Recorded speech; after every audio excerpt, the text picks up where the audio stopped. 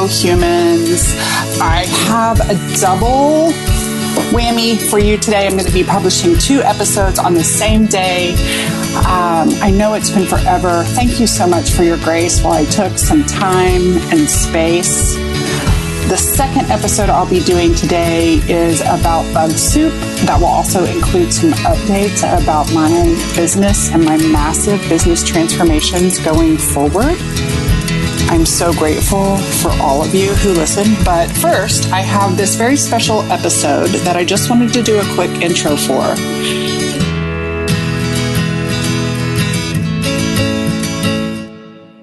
So I don't know if you know, I know last year I published my book, but for the last 4 years, I have been almost 5 days a week in writing practice with my publisher. I wake up every single day. It's a part of my practice. We get together and we write as a group.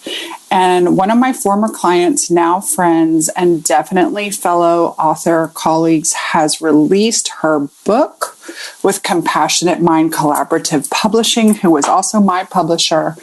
And I want you to get her book and let it touch your heart.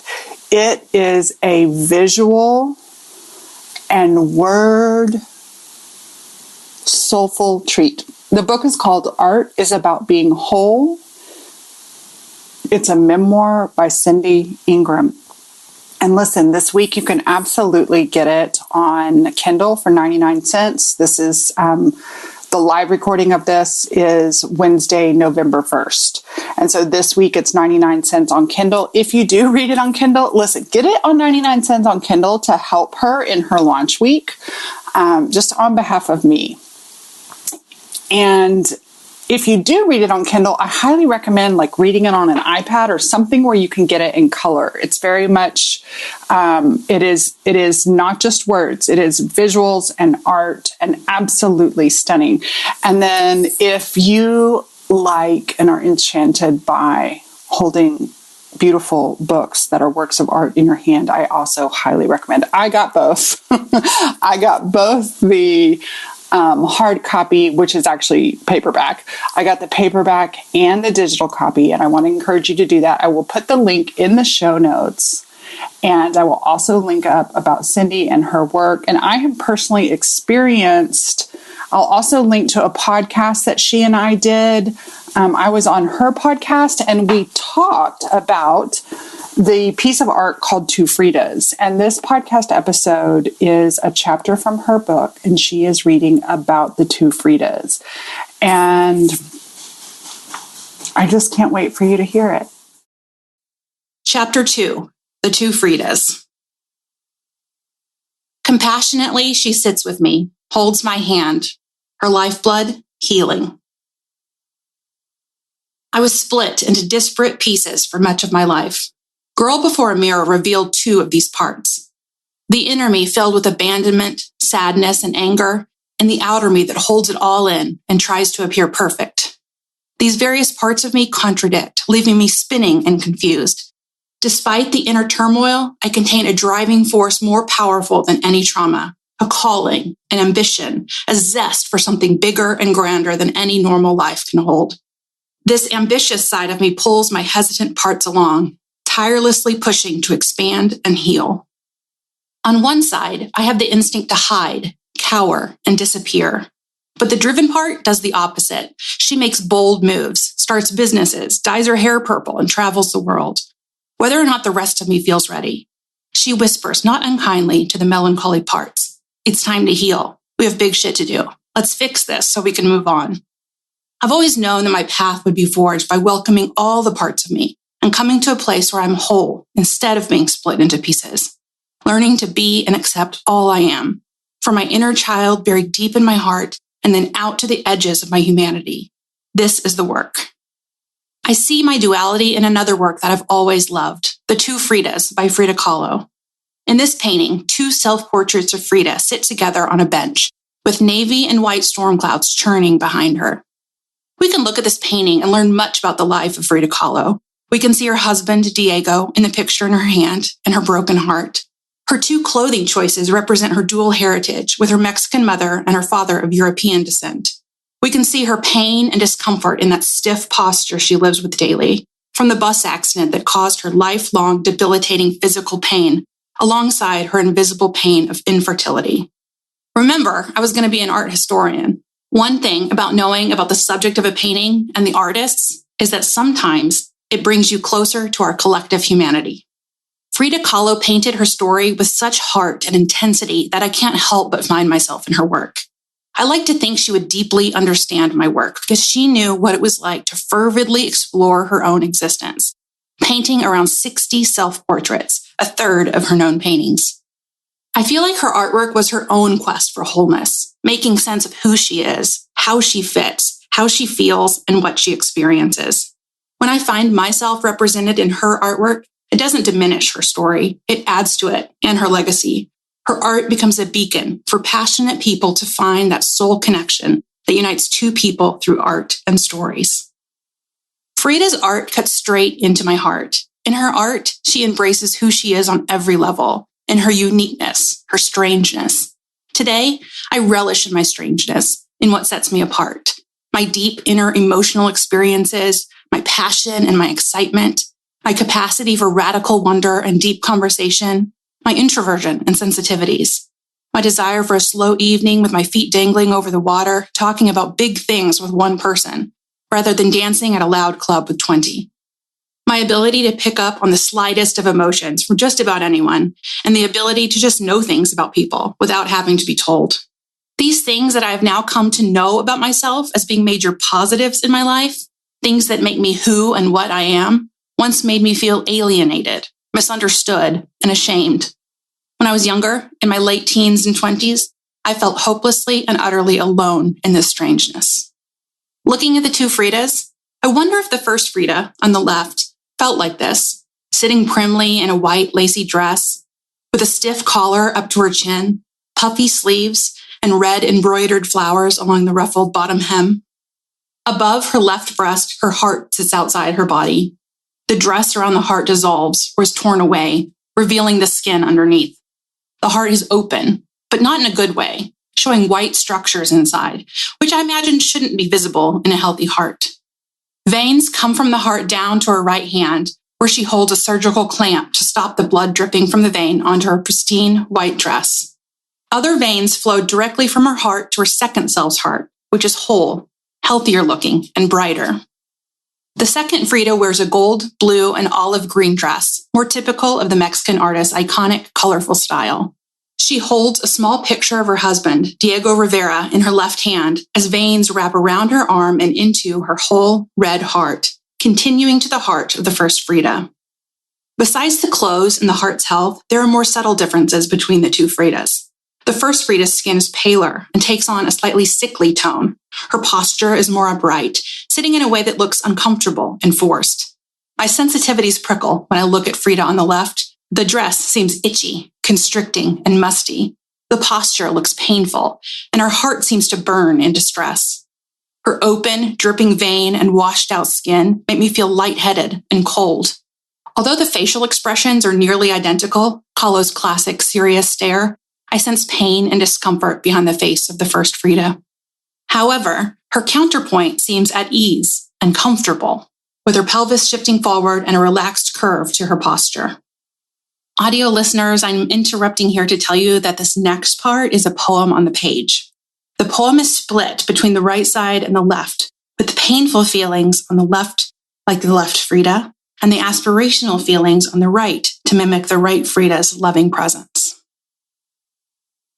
My value was built on the fickle foundation of interpreted comments and overanalyzed expectations, with shame as the mortar, the glue that unites the whole, between not acceptable, I longed to know love, and not enough, I longed to feel valuable. With the body to shrink, I longed to take up space. Thoughts to silence, I longed to feel heard. Shyness to quash, I longed to be seen. Emotions to suppress, I longed to be witnessed. Wonder to quell, I longed for vitality. In the depths of my pain, I longed for comfort. I desperately wanted to be loved in the warmth of my skin, but I didn't even like who I was, at home within myself, because I was not perfect. But What if the only true perfection is being perfectly me? I really thought that there was no way that anyone could ever like me because I had proof that I drove away a parent, one of the people who was supposed to love me the most, who was always supposed to be there. I knew I was different because I had an example in my own house of what I perceived to be perfect. I have an older sister, Jenny, who was so cool, so funny, so bright, so talented, so talkative, so seemingly confident, so delightfully quirky, and so extroverted. She has her own story of our trauma and how that made her the way she is. I know that my experience of her may or may not reflect how she felt about herself on the inside. But what I saw as a child was someone I desperately wanted to be like, but who I was nothing like. I didn't know what made me different, but I knew I wasn't like her. And it wasn't even like I just wanted to be like her. I felt like I should be like her, that I was broken if I wasn't like her. I felt like an embarrassment to her and my parents because I wasn't like her. And it didn't help that we were sisters, with the nitpicking and controlling big sisters tend to do, especially when they feel responsibility tugging at them. Comments that undoubtedly came from a helpful place within her immediately became misinterpreted and internalized into shame and not enoughness for me. And her bangs were so fluffy and so amazing. I could never get my limp, lifeless bangs to look like hers. Lily King, in her book Writers and Lovers, says, I squat there and think about how you get trained early on as a woman to perceive how others are perceiving you, at the great expense of what you yourself are feeling about them. Sometimes you mix the two up in a terrible tangle that's hard to unravel. And to me, of course, being different when you are young means being an outcast. It means having no friends and not belonging with family. So I did all I could to pretend I wasn't as different as I felt. I could feel myself bending into the first Frida's ideal to please and fit. But the problem is that I'm not a good actor or liar. My desire to pretend I am someone I'm not clashes with the inner knowing that I cannot possibly do that without revealing who I am trying to hide. This combination further blended with a natural inclination towards introversion and shyness that led me to completely clam up, turn deep inside myself, and hide from the world. Every social situation became the intricate act of diffusing a bomb, or perhaps an open heart surgery, as reflected in the two Fridas, where each wire, vein, or conversation thread became a threat that could blow up, bleed out, or reveal to everyone that all was not as it seemed with me. Just a slip of the first Frida's hands would release the pressure of that surgical clamp, letting the blood flow from the open vein. I can see this Cindy, trying to play the perfect part and trying to fit in the two Fridas. Like the Frida on the left, I made it my mission to hold it together, trying to appear like everything is okay. But it's easy to see that the first Frida is struggling. Her heart is not fully pumping the blood she needs, and her body is hurting, as seen by her stiff posture. Her clothes are not the ones she is comfortable in. Her skin pales as the blood pumps away from her body. It takes all of her energy to hold it together. Her thoughts and feelings are all directed towards the challenge of just existing. There's nothing left for joy, nothing left for love, nothing left for peace, nothing left for finding wholeness.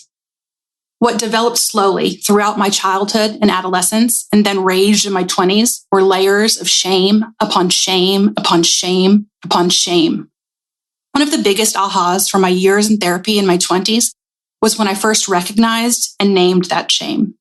As innocuous as it sounds now, I had been talking to my therapist about how much judgment I would place on myself for drinking Gatorade, of all things. I wouldn't let anyone see me drink a Gatorade because I thought that they would think that I believed that Gatorade was healthy to drink, even though I knew it was just sugar and that water was better and Gatorade was just hype. That Gatorade I wanted to drink represented my failure at health. That Gatorade was why I was fat. That Gatorade was a threat to other people's view of how smart I was. And then, not only am I judging myself for drinking the Gatorade, judging others for their perceived judgment of my Gatorade, but then I am judging myself for judging myself about the Gatorade. It's a never-ending judgment spiral that didn't just stop there. My therapist asked what I thought was underneath the drama about the Gatorade, and the word shame came to mind. I remember immediately feeling stunned by the word and its implications, the undeniable truth of that word, shame. Once I recognized that shame was beneath the Gatorade spiral, I started to view all of my actions and experiences through this lens of shame. Brené Brown, a leading shame researcher and author, defines shame as the intensely painful feeling or experience of believing that we are flawed and therefore unworthy of love, belonging, and connection. I sincerely wanted to be loved and to belong, as we all do at our very human cores. But I also believed deep down that I was not worthy of that love and belonging. I was too much, too controlling, too emotional, too rough around the edges, too boring, and too burdensome. And like the dark and stormy clouds behind the two Fridas, shame created a cloud between who I thought I should be and who I actually was. It obscured my vitality, my aliveness. It hid away the things that set me apart from others, the things that truly lit me up and brought me the most joy. As I have healed over the last 20 years from this shame, it has felt like unburying the real me. I always knew she was there. I always knew there was a vitality within me that no one could see, that I couldn't really access, but it was there, pushing me along with ambition and adventure. That inner knowing made excavating the layers of shame, one painful layer at a time, worth it. I knew it was there because I saw occasional glimmers of what was underneath. The dense cloud of shame occasionally parted, just as the clouds behind the two Fridas seemed to move and churn, and revealed who I was underneath it all. And when those clouds separated long enough for me to fully embody her, it was sublime. It was taking a big, clean breath of air. It was red, oxygenated blood pumping through my healthy heart. It was the comfort of a relaxed posture and a warm embrace. It was my exterior matching my interior. It was wholeness. In my senior year of college, I had a moment where this real me peeked out from behind the shame cloud. My college years were not the cliched best years of my life. My college years were mostly spent on my landline phone with my long-distance boyfriend, now husband, or alone in my apartment in an old hand-me-down recliner, watching reruns of Friends, playing Boggle on my clunker early aughts laptop, with my only friend Boo, my sweet black cat, curled up on my legs. Any friends I made were short-lived or situational. The glimmer of the real me came during my class, Medici Florence and the Politics of Art, taught by my favorite art history professor, Dr. Lewis Waldman at the University of Texas at Austin.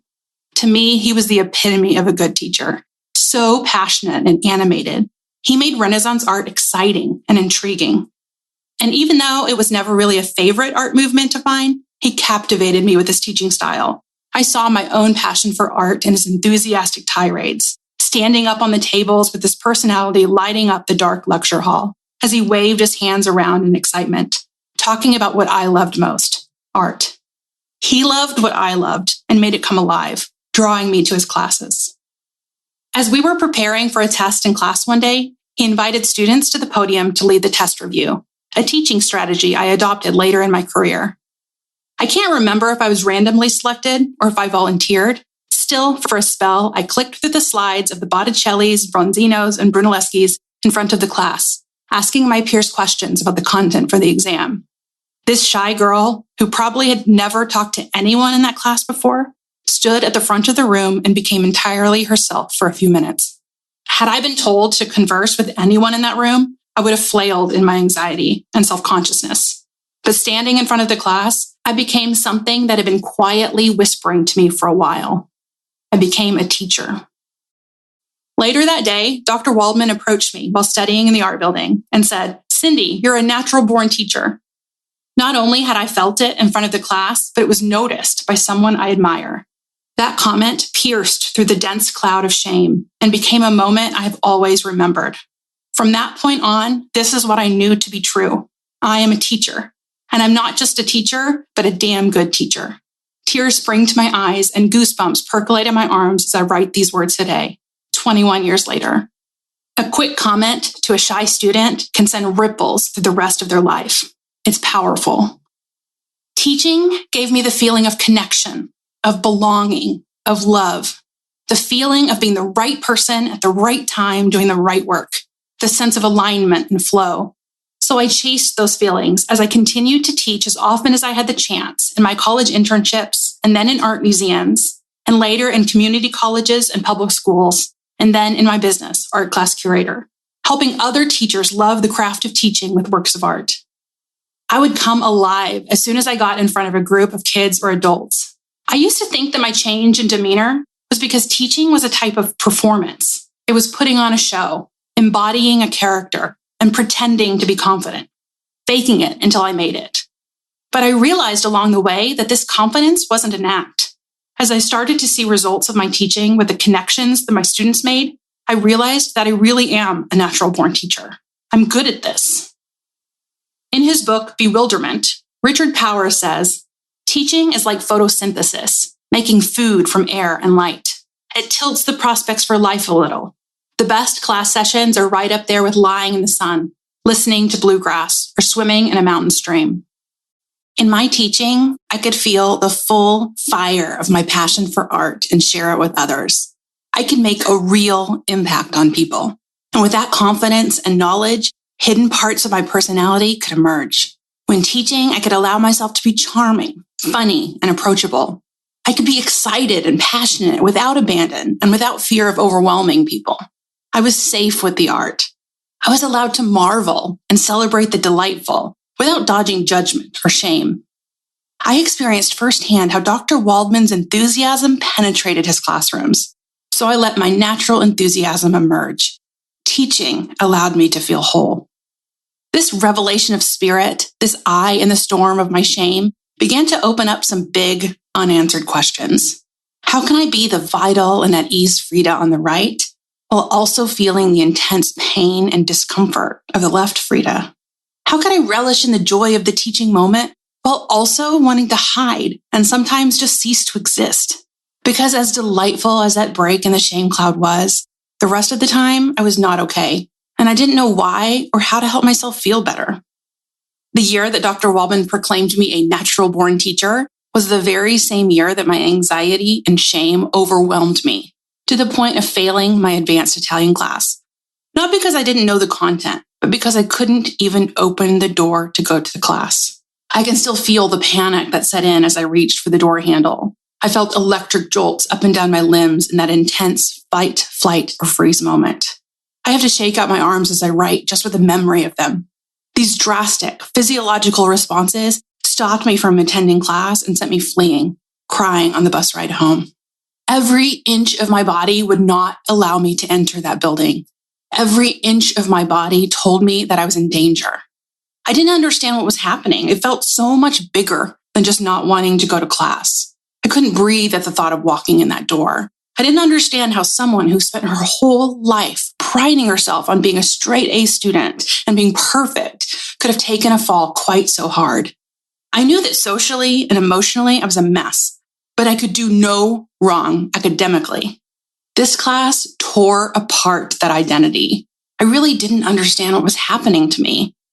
I know now I had a nervous system response, but at the time, I didn't understand what was happening in my body that wouldn't let me into that classroom. I didn't yet even know that anxiety disorders existed. Not only did I fail that class in the last semester of my senior year, but I also failed to officially graduate on time because of it. My self-esteem was so low, my confidence was so shaken, and my shame was so deep that I allowed my whole family to come down and celebrate my college graduation. I walked across that stage and didn't have a degree on the other side of that handshake because I had failed my last class. I've never told my family this, and this is probably the first time they're learning it, reading this book. Sorry, Mom, I lied. Footnote.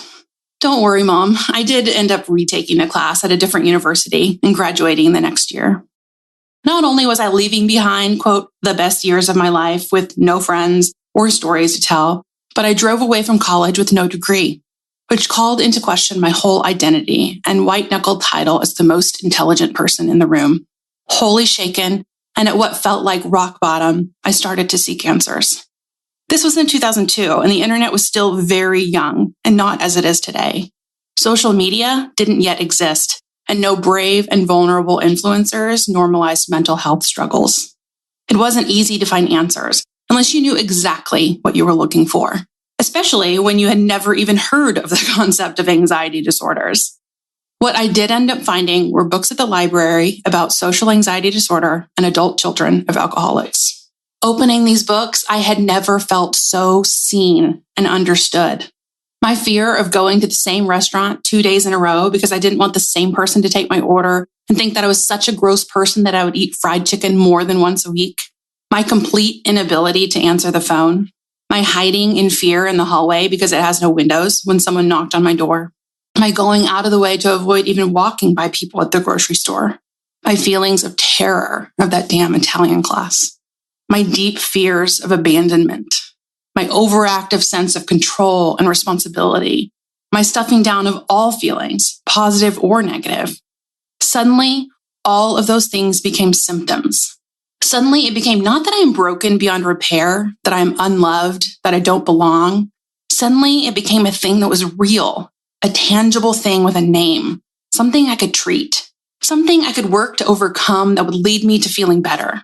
And while the awareness of the problem's existence doesn't immediately fix its impact, at least now I had a place to start. I took the discovery of these books as proof that the real Cindy was there, underneath it all, holding my hand like Frida, sending me her lifeblood, and pulling me forward along my path to healing with her sweet and caring presence. All I needed to do was hold my hand with slow, gentle compassion.